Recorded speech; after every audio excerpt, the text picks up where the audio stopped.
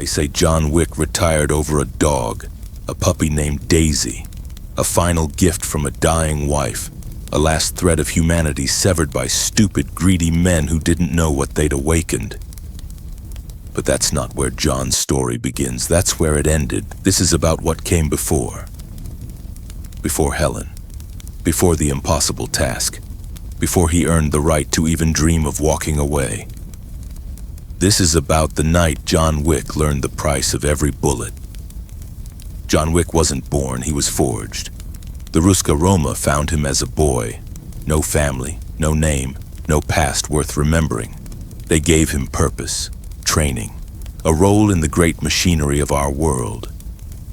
By 20, he'd become something the underworld whispered about in the dark corners of Continental hotels.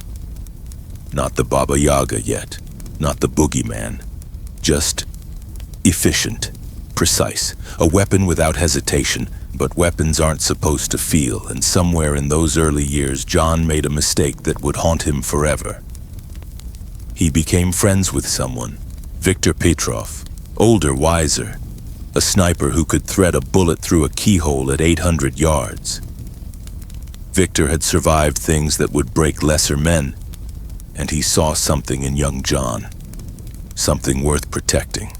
They worked together for 3 years, Budapest, Berlin, that mess in Caracas that nobody talks about. Viktor taught John the difference between killing and murder, between being a weapon and being a man who happened to be very good at violence. Every bullet has a cost, John, Viktor told him once, cleaning weapons in a Prague hotel room. Not the brass and lead, the real cost. What it takes from you each time you pull that trigger. You pay now or you pay later, but you always pay. John was young, arrogant, hungry to prove himself. "I'll pay later," he'd said. Viktor just smiled, sad, knowing. Everyone does. The contract came down from the high table directly. A name, a face, a timeline. Sofia Al-Azwar. Sofia ran operations in Casablanca, managed the Continental there, commanded loyalty through respect rather than fear. She was untouchable, protected, one of ours. Which meant the contract was a test, a political execution.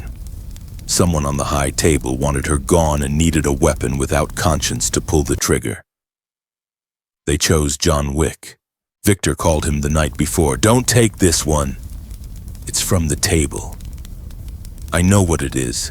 Viktor's voice was urgent. "Sofia's got a daughter, 4 years old. You do this, you're not killing an operator, you're orphaning a child." The contract doesn't mention a daughter, because they don't want you to know. They want you clean, efficient. That's what you are to them, John. A tool. Don't let them make you one. John stood there, Viktor's words echoing against everything he'd been taught. You don't question the table, you don't refuse contracts. "I have to," he'd said finally. The silence on the other end lasted forever. "Then may God forgive you," Viktor whispered, "because this world won't." Casablanca was beautiful that night. John found Sofia at a private club near the Corniche, watched her for an hour, studying patterns. And then he saw the photo in her wallet. A little girl, dark eyes, bright smile. John's hand tightened on his weapon. Every bullet has a cost.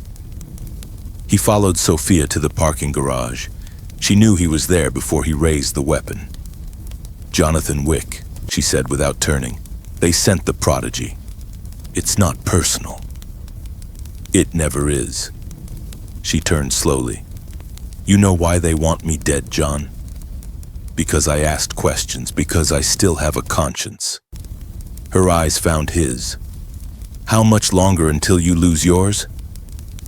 John's weapon didn't waver, but his finger hesitated. "Please," Sofia's voice cracked. "I have a daughter. She's 4. She's innocent." The shot echoed through concrete and steel. Sofia dropped, red spreading across silk. John stood there, smoking gun in hand, waiting for the satisfaction. The sense that he'd done his duty. It never came. Instead, something cracked inside his chest. Some small, essential piece of his humanity breaking off and falling into darkness. He'd just orphaned a 4-year-old girl. For orders, for approval. For a seat at a table that would never see him as anything more than a weapon. You pay now or you pay later, but you always pay. For 2 years, John worked without stopping, without thinking, trying to bury Sophia's last words under an avalanche of completed contracts, trying to drown that cracked piece of his soul in blood and purpose. Victor stopped calling. Then one night in Rome, John's phone rang. "Hello, Jonathan." "Sophia's alive?" John breathed. "Barely. You hit my vest, not my heart. I played dead long enough for you to leave. Then I disappeared, took my daughter and vanished." A pause. "But now you need to disappear too. The high table knows I survived. They know someone tipped me off, gave me armor, taught me how to fake a kill shot. They know it was Victor." Ice flooded John's veins. "No.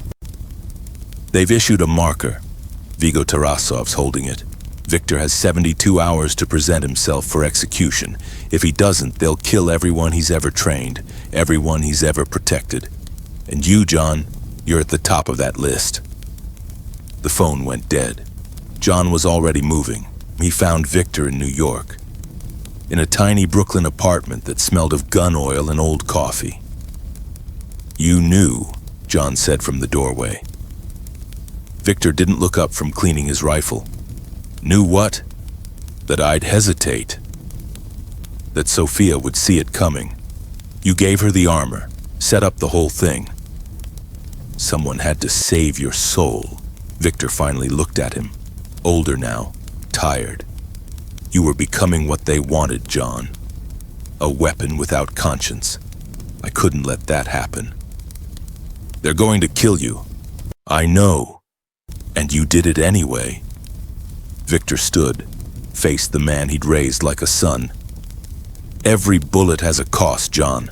This is mine. I saved Sophia. I saved her daughter. I saved you from becoming something you'd never come back from." He smiled. "That's a price I'll pay." John's throat tightened. "I won't let them take you." "You don't have a choice. The marker's already called. By tomorrow night, there'll be 200 shooters in this city with my face memorized." Victor's hand found John's shoulder. "But you still have time. Walk away. Find something worth living for instead of just things worth killing for." John tried. He went to Vigo Tarasov, offered himself in Victor's place, offered to complete the impossible task. Vigo laughed. "Your life isn't worth Victor's, boy, not yet." So John did the only thing left. He went to war. For 3 days and 3 nights, John Wick became a force of nature. He hunted every shooter Vigo sent, every assassin who came for Victor. He moved through New York like death incarnate, leaving bodies in his wake. The Continental went on alert. The underworld held its breath. And somewhere in that carnage, somewhere in that desperate, bloody defense of the only person who'd ever treated him like he mattered, John Wick became the boogeyman. But even the boogeyman can't be everywhere at once. On the 3rd night, while John was eliminating a team in Queens, Vigo's best sniper found Victor in Brooklyn. John got there 17 minutes too late.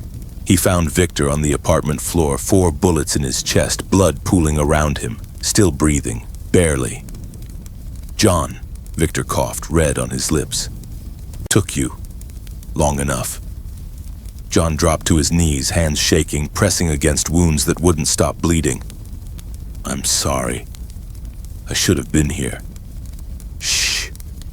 Victor touched his face, left red fingerprints on John's cheek. "You did exactly what you needed to do. I failed you." "No." Victor smiled.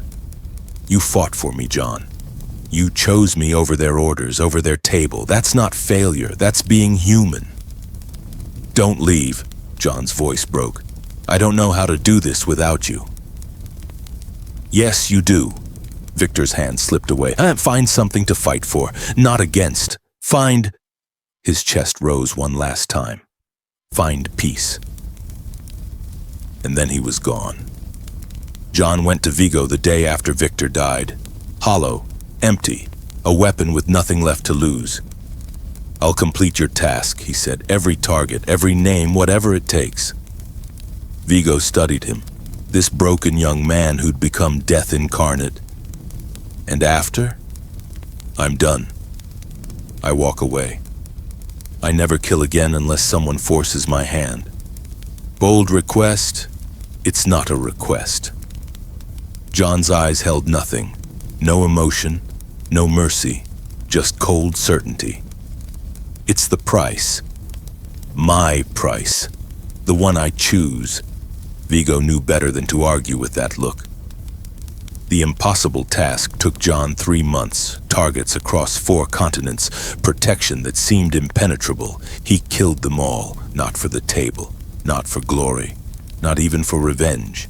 He killed them as penance, as tribute, as a final payment on a debt he could never fully repay.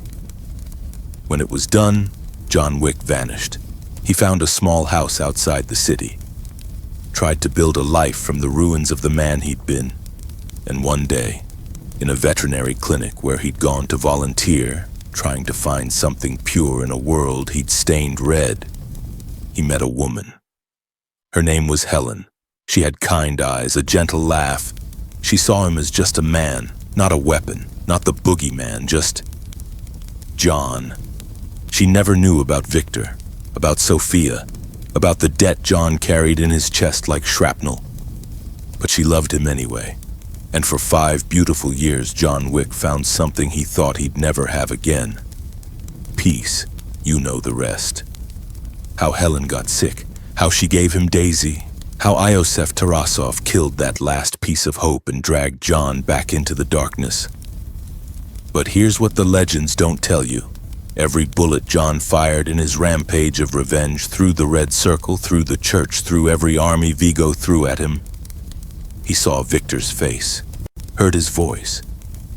Find something to fight for, not against. That's the tragedy of John Wick. He spent his entire life trying to pay for one terrible mistake, trying to balance scales that can never be balanced, trying to earn a peace that was never his to claim. Victor taught him that every bullet has a cost. Sophia's daughter taught him what that cost really means. Helen taught him it was possible to live despite it. And Daisy taught him that some prices are worth paying over and over again, because the debt before the dog wasn't about money or markers or the high table's rules. It was about a young man who killed the wrong person for the wrong reasons and spent the rest of his life trying to become someone worthy of forgiveness. They say John Wick is the boogeyman, Baba Yaga, the man you send to kill the boogeyman. But the truth, John Wick is just a man trying to pay a debt that can never be paid. A weapon that learned to feel. A killer who discovered too late the weight of every bullet. And somewhere in whatever comes after all this blood and darkness, Victor is waiting, proud of the man his student became. Proud that John finally learned the lesson. You don't pay for peace. You fight for it. You bleed for it. You become the monster so the ones you love can stay human. That's the debt before the dog. That's the price John Wick carries. And that is why he can never stop.